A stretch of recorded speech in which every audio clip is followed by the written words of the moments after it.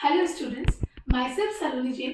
इस वीडियो के अंदर मैक्रो इकोनॉमिक्स का जो एक हमारे पास में यूनिट है मनी एंड बैंकिंग, उसमें से मनी वाले चैप्टर का हम शॉर्ट एंड फास्ट रिवीजन करने वाले हैं। बिना कोई टाइम वेस्ट किए लेट्स स्टार्ट। सबसे पहले हमारे पास में इवोल्यूशन ऑफ मनी, मनी का इवोल्यूशन कैसे हुआ था। तो सबसे पहले क्या था, हमारे पास में बार्टर सिस्टम ऑफ एक्सचेंज, जिसके अंदर हम कमोडिटी के बदले में कमोडिटी को एक्सचेंज करते थे। उसके बाद में हमारे पास में आया गोल्ड एंड सिल्वर कॉइन्स। उसके बाद में alloy metal coins and paper currency जो अभी हम यूज करते हैं। उसके बाद में अभी plastic money, debit cards, credit cards ये आ गए। एंड लास्ट में अभी जो चल रहा है वो है ई मनी, फोन पे, गूगल पे, जो भी हम ऑनलाइन पेमेंट्स करते हैं वो सारी चीजें। ये है पूरा इवोल्यूशन ऑफ मनी। ठीक है, ओरिजिन ऑफ मनी क्या होता है कि मनी की जरूरत ही क्यों पड़ने लग गई। तो वो जरूरत पड़ने लग गई हमें क्योंकि मनी हमें चाहिए था as a medium of exchange. Medium of exchange का मतलब हो गया है कि हमें अगर कोई चीज़ चाहिए तो उसके लिए हम हमारे पास में कोई एक मेजर ऑफ वैल्यू होना चाहिए ना, कि हम मेजर कर सकते हैं। इसीलिए मनी का क्या हो गया, ओरिजिन हुआ, मनी का क्या हुआ, इवोल्यूशन हुआ। ठीक है, अब फंक्शंस ऑफ मनी में क्या आता है कि मीडियम ऑफ एक्सचेंज के अलावा और भी बहुत सारी चीज़ें जो मनी की वजह से होने लग गया, उसको हम लर्न कर सकते हैं एसएमएस के थ्रू।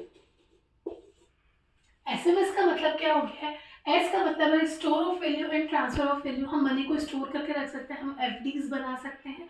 ठीक है, हम मनी को स्टोर कर सकते हैं, हम ट्रांसफर भी कर सकते हैं। एम यहाँ पे है मेजर ऑफ वैल्यू।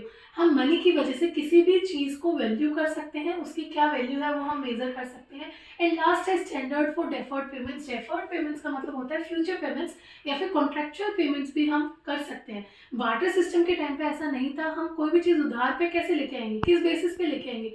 लेकिन मनी के आने के बाद में हम क्या कर सकते हैं, डेफर्ड पेमेंट्स भी कर सकते हैं, मतलब फ्यूचर पेमेंट्स भी हम कर सकते हैं। ठीक है, अब हमारे पास में है बार्टर सिस्टम। जो पहले था उसको हम क्या बोलते हैं, सी टू सी इकोनॉमी भी बोलते हैं। कमोडिटी के बदले में हम कमोडिटी को एक्सचेंज करते हैं। अब यहाँ पे ना सबसे बड़ा जो मेन पॉइंट आता था वो था डबल को इंसिडेंस ऑफ फंड्स। कोई चीज मुझे चाहिए और कोई चीज जो मुझे चाहिए वो किसी सामने वाले के पास में है, लेकिन जो मेरे को देना है, जो मेरे पास सरप्लस है, वो उसको चाहिए। डबल कोइंसिडेंस होना बहुत जरूरी हो जाता था, वरना एक्सचेंज पॉसिबल नहीं होता था। ठीक है, तो उसकी वजह से बहुत ज्यादा प्रॉब्लम्स आती थी। इसके साथ में और जो हमने फंक्शंस ऑफ मनी में देखा वही सेम चीजें क्या है, ड्रॉबैक्स के अंदर भी आता है। जैसे स्टोर ऑफ वैल्यू मनी के अंदर पॉसिबल था, तो बार्टर सिस्टम के अंदर डिफिकल्टी होती थी। वैसे ही measure of value barter system के अंदर एक कॉमन यूनिट नहीं था, कॉमन यूनिट ऑफ वैल्यू नहीं था। उसके अलावा standard for deferred payments money के अंदर पॉसिबल है, लेकिन वो डिफिकल्ट होता था। फ्यूचर पेमेंट्स हम नहीं कर सकते थे किसके अंदर, बार्टर सिस्टम के अंदर। ठीक है, इसके बाद में है फॉर्म्स ऑफ मनी। चार तरह के फॉर्म्स ऑफ मनी है, fiat money, fiduciary money, full bodied money and credit money. Fiat money क्या होता है, इशूड बाय ऑर्डर या अथॉरिटी ऑफ गवर्नमेंट। ठीक है, नोट्स एंड कॉइन्स जिसको हम मना नहीं कर सकते, हम लीगली बाउंड होते हैं उसको एक्सेप्ट करने के लिए। ठीक है, फिड्यूशियरी मनी क्या होता है, ये सिर्फ और सिर्फ एक्सेप्ट किया जाता है on the basis of trust between the payer and the पे।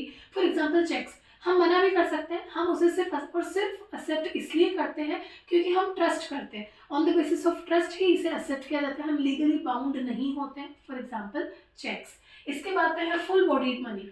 अब जिस भी चीज से, जिस भी कमोडिटी से मनी बना है, ठीक है, कमोडिटी वैल्यू जो है is equal to money value जो उसके ऊपर लिखा हुआ है, तब तो वो हो गया full bodied money. For example silver coins, silver coins silver से बने हैं, तो सिल्वर की जो वैल्यू है प्लस जो उस मनी के ऊपर जो लिखी हुई वैल्यू है, अगर वो दोनों बराबर है तो वो हो जाएगा फुल बॉडीड मनी।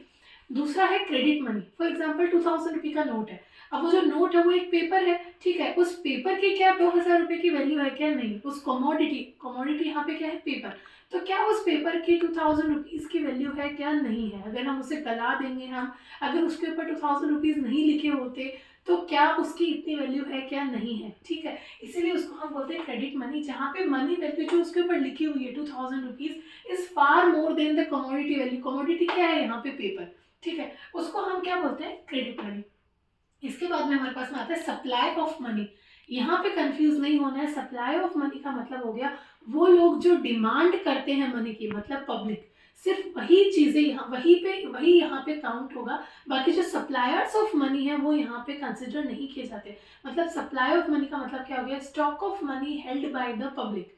जो पब्लिक है उनके पास में जितना भी जो पैसा है सिर्फ वही सप्लाई ऑफ मनी के अंदर कंसिडर होगा।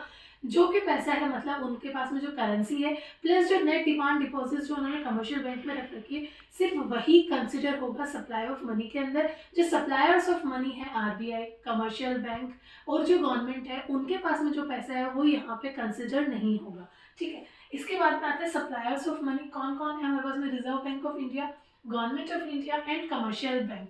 रिजर्व बैंक ऑफ इंडिया क्या करती है? मिनिमम रिजर्व रखती है 200 करोड़ का, जिसमें से कम 115 करोड़ का रिजर्व गोल्ड के फॉर्म में होना चाहिए एंड जो बचा हुआ जो रिजर्व है वो फॉरेन सिक्योरिटीज के फॉर्म में हो सकता है। उसके बाद में रिजर्व बैंक ऑफ इंडिया क्या करती है? करेंसी इशू करती है। गवर्नमेंट ऑफ इंडिया जो है यहाँ पे क्या इशू करती है? तो गवर्नमेंट ऑफ इंडिया के अंदर जो मिनिस्ट्री ऑफ फाइनेंस है वो 1 रुपी नोट और कॉइन्स इन ओल्ड डिनोमिनेशन, जितने भी तरह के कॉइन्स है वो सारे इशू कौन करता है? Government of India. And last है कमर्शियल बैंक। कमर्शियल बैंक ऐसे कुछ इशू नहीं करती, लेकिन कमर्शियल बैंक क्या करती है? मनी क्रिएशन करती है। और वो मनी क्रिएशन किस वजह से होता है? Credit creation. जो भी हम डिमांड डिपॉजिट्स बैंक के अंदर जो भी हम पैसा डालते हैं उसका कुछ पोर्शन वो रिजर्व में रख के बाकी वो क्या कर देती है? क्रेडिट क्रिएट कर देती है। और ये जो मनी क्रिएशन कमर्शियल बैंक करती है इसको हम बोलते हैं बैंक मनी। ठीक है, इसके बाद में अब हमारे पास में लास्ट टॉपिक है वो है measures of money supply. 4 measures है, M1, M2, M3 and M4। M1 major के अंदर आता है हमारे पास में C plus DD plus OD। C का मतलब है कैश या फिर करेंसी हेल्ड। इसके बाद में DD मतलब है डिमांड डिपॉजिट्स। डिमांड डिपॉजिट्स का मतलब होता है वो सारे डिपॉजिट्स जो हमारे सेविंग और करंट अकाउंट में रखे हैं और जिनको हम चेक के थ्रू क्या कर सकते हैं? विड्रॉ कर सकते हैं। वो हो गया हमारे पास में डिमांड डिपॉजिट्स। एंड लास्ट हमारे पास में आता है अदर डिपॉजिट्स।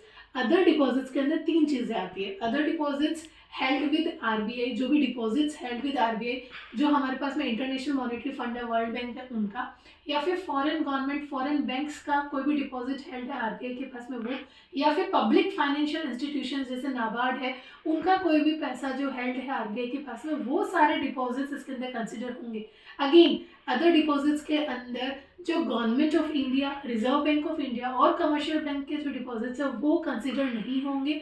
अदर डिपॉजिट्स के अंदर जो सप्लायर्स ऑफ मनी का जो पैसा है वो कंसिडर नहीं होगा। ठीक है, M2 measures of money supply के अंदर क्या आता है? M1 प्लस जो post office saving bank account के अंदर हमारे डिपॉजिट्स है वो M2 मेजर में कंसिडर होता है।